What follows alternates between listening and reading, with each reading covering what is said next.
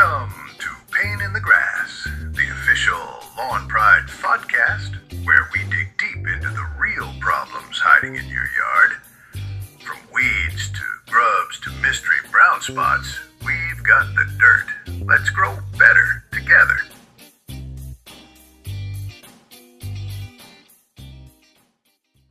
You know that scene, right? It's Saturday morning, maybe the coffee hasn't quite kicked in yet, and you're just standing there in the middle of that huge aisle at the home improvement store. Oh, the wall of confusion. I know it well. It's a very specific kind of anxiety. Exactly. Walls of bags just towering over you. Green bags, yellow bags. Some have pictures of turf that looks like, I don't know, pool table. And impossibly happy families just like rolling around on it. Right. And you're paralyzed just thinking, okay, if I can just grab the right bag, the magic one, my lawn is finally going to look like the 18th hole at Augusta. It's the classic consumer trap. We're sort of wired to think the solution is always a product. I have a headache, I buy a pill. I have a bad lawn, I buy a bag. And you feel like you solved it. You toss the Ultramax green in the cart and you think the result just follows. But today, we are going to completely dismantle that assumption. Yeah, we've been combing through a stack of research on precision turf and the science behind professional lawn care. And the main takeaway is, well, it's pretty jarring. If you're focusing on what's in the bag, you're looking at maybe, what, 10% of the equation? At best. The research all suggests that the difference between a meh lawn and a truly professional one isn't the brand of fertilizer. It's not gardening. It's engineering. Engineering. That feels like a strong word for growing grass. I mean, I think of bridges and skyscrapers, not crabgrass prevention. It sounds like a stretch, I know, until you really look at the data.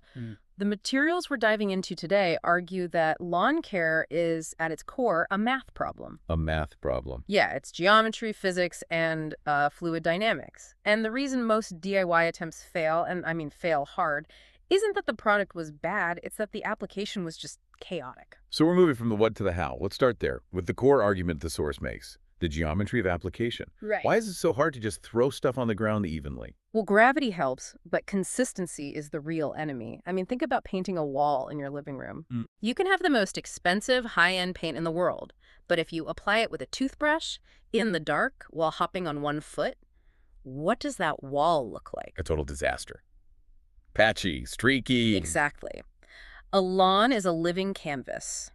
And the source highlights this concept called the Goldilocks zone. Not too hot, not too cold. Precisely. When you're applying chemicals, whether it's nutrition or weed control, you have this very, very narrow window of effectiveness. Okay, so what happens if you miss that window? Well, if you put down too much product in one spot, maybe you stopped walking to check a text, or you overlapped your rows too much, you get chemical burn. You are literally salting the earth. Creating those awful brown, crispy patches that basically scream to the whole neighborhood, I tried, but I killed it. Yes, but the inverse is just as common and, arguably more frustrating if you put down too little because you walked too fast or a spreader wheel got stuck. You're underdosing. You're underdosing. So the weeds survive because the dose wasn't high enough, the grass starves, and you've just thrown your money into the wind. Which leads to that visual failure the source calls the striping effect. We've all seen this. It looks like a bad haircut on a lawn. Oh, it's just the hallmark of the weekend warrior. You see these lush green stripes where the fertilizer hit perfectly, alternating with these, pale yellow lines where it didn't. It's a map of your walking path. It's forensic evidence of a bad application. It shows exactly where your geometry failed. And this is where the source gets really interesting about the tools themselves. I think most of us assume that plastic push spreader is a precision instrument. It has a dial, right? I set it to 5 because the bag told me to. It has a dial, sure. But the source makes this, brutal comparison. It contrasts professional machinery with consumer tools. That standard spreader relies on gravity and centrifugal force. But the biggest variable... It's you, the operator. Yes, your walking speed dictates everything. If you sneeze or you stumble or you slow down to turn a corner, the rate of application changes instantly. You just can't achieve a measured rate when the variable is a human being hiking over uneven ground. So if I walk 10% slower because I'm getting tired, I could be dumping 10% more chemical. Potentially even more. And that's the inconsistency that gives you spotty results. You're trying to do, advanced chemistry with your feet that just rarely works out.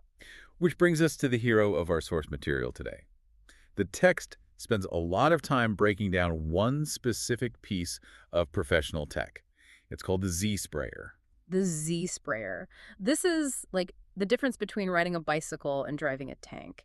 It's a professional grade ride-on application system. And I want to stress that ride-on part. It's not just for comfort. No, it's not because pros are lazy. It's because sitting down stabilizes all the variables. Okay, so let's unpack the 5 key advantages the source lists for this machine, because they really do highlight what we're all doing wrong. First one is ultra-even coverage. Right. This goes right back to the physics of velocity. Z-Sprayer moves at a mechanically set speed. It has a governor. It doesn't get tired. It doesn't slow down on hills. Because the velocity is constant. The spread is constant. It completely removes the human element from the pace. You get this edge-to-edge consistency that is physically impossible to replicate on foot unless you're like a robot. Okay, benefit number 2 listed is better weed control.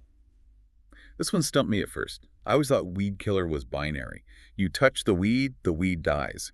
Why does the machine matter so much? That's a really common misconception. Most people think of herbicides like, acid, one drop and it's gone. But the source explains that most professional herbicides are systemic. Meaning they have to be absorbed. They have to be absorbed by the leaf surface to actually work. It's all about surface area. So like a dandelion. Exactly. Imagine a dandelion. If you spray it with one of those handheld trigger bottles, you might hit the center of the plant with these big, heavy droplets. But if you miss the outer leaves, the plant can actually survive. It can metabolize the poison and just regenerate. It fights back. It does. The Z sprayer uses calibrated pressure to create a uniform mist, a fine fog. It coats the entire leaf surface.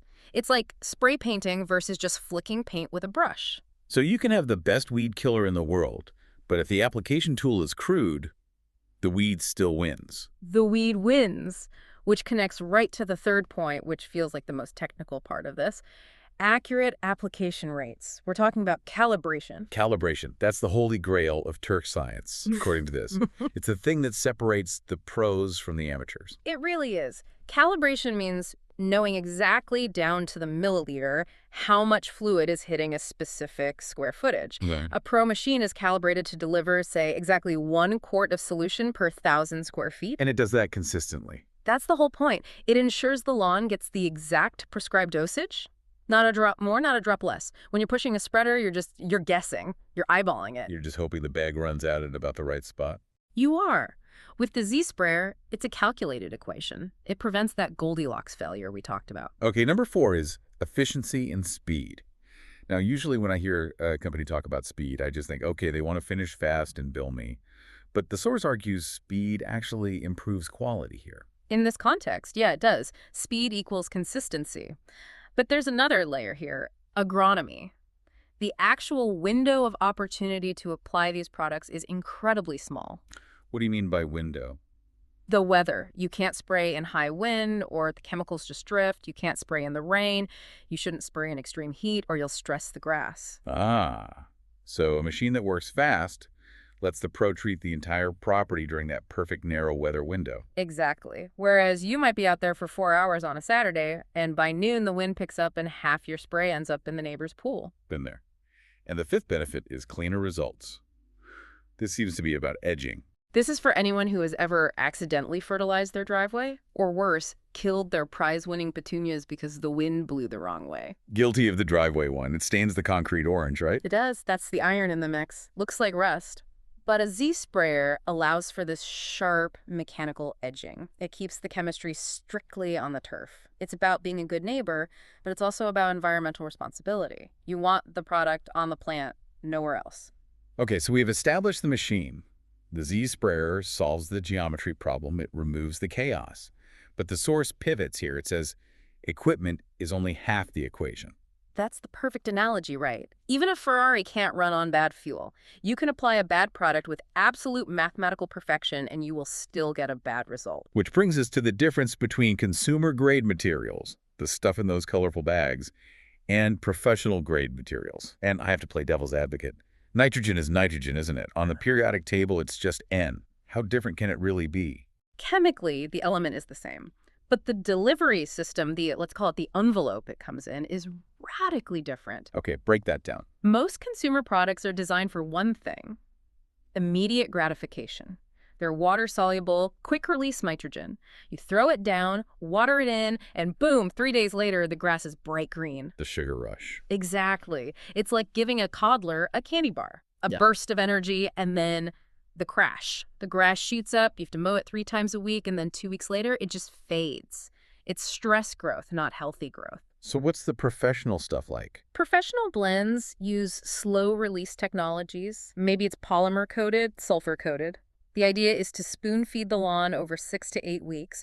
It provides steady, sustained nutrition. It mimics how nature actually works. So you don't get that huge surge in mowing, but you get a lawn that stays green for 2 months instead of 2 weeks. Correct. And that leads to the unseen benefit the source really harps on. Root development. Yeah, why is the text so obsessed with roots? I can't even see them. I just want the top part to look good. But the top only looks good because of the roots. This is the biggest disconnect for homeowners. That quick-release nitrogen forces all the plant's energy into growing blades, the top growth. It completely neglects the root system. So you end up with tall but weak grass. Exactly. Professional formulas balance that. They want the roots to dive deep. And why? Because deep roots can find water in July when it hasn't rained for 3 weeks.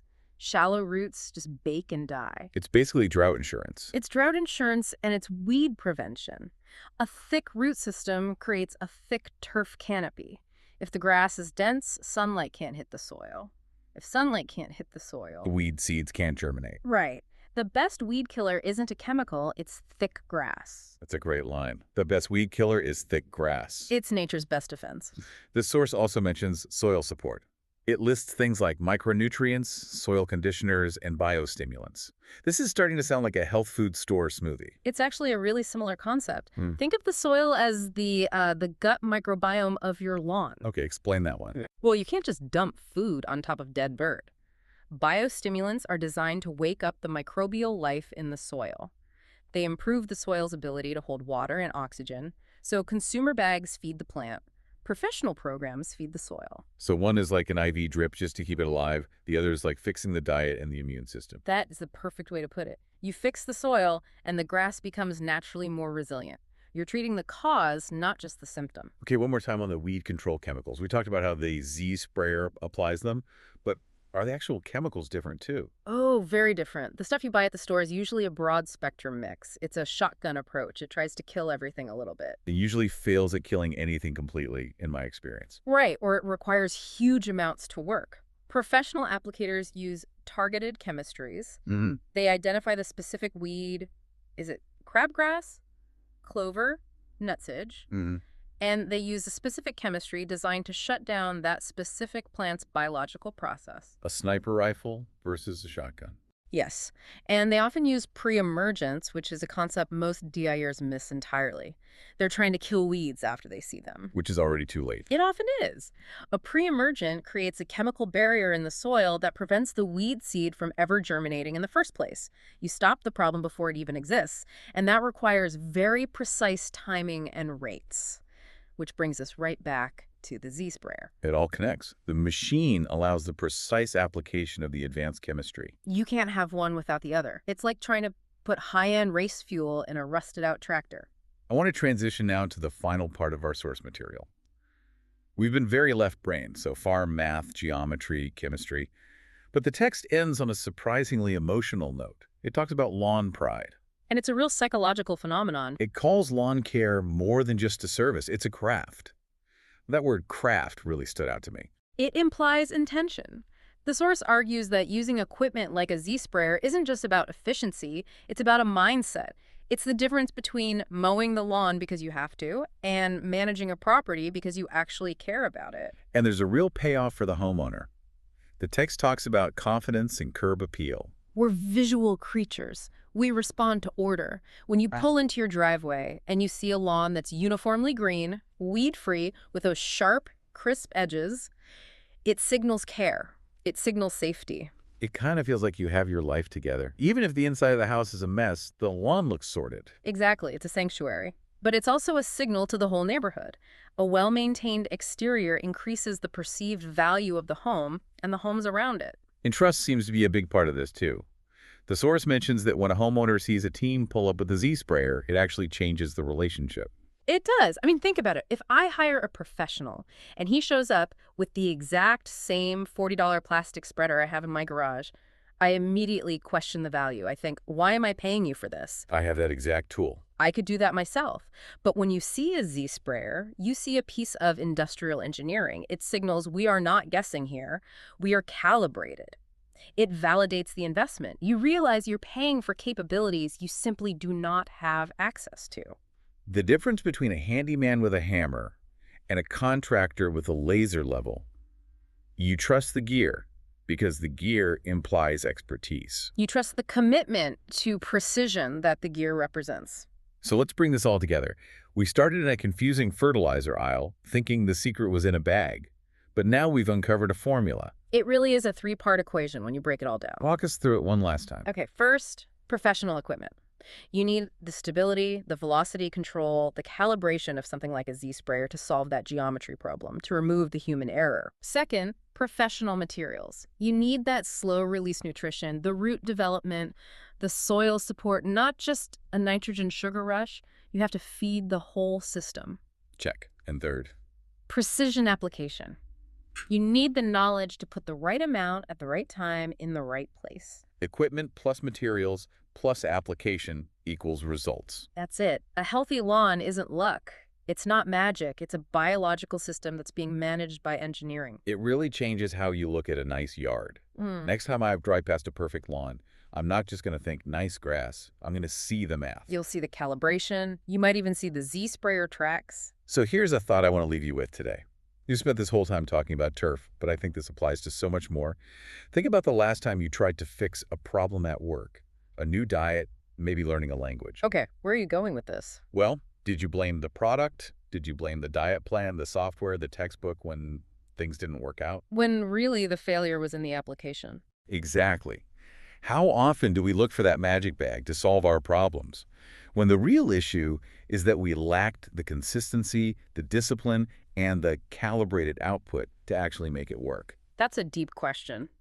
We want the result, but we ignore the geometry of how to get there. We want the green grass without the engineering. Something to chew on the next time you see a Z sprayer rolling across a lawn. Take a second to appreciate the science and the machinery behind all that green. Thanks for diving in with us. See you next time. Thank you for listening to the Pain in the Grass podcast, sponsored by Lawn Pride of North Charlotte, Huntersville, your go-to name in turf care for homeowners and businesses seeking beauty, quality, and reliability, powered by family and fueled by passion. Until next time, make sure to take care of that pain in the grass.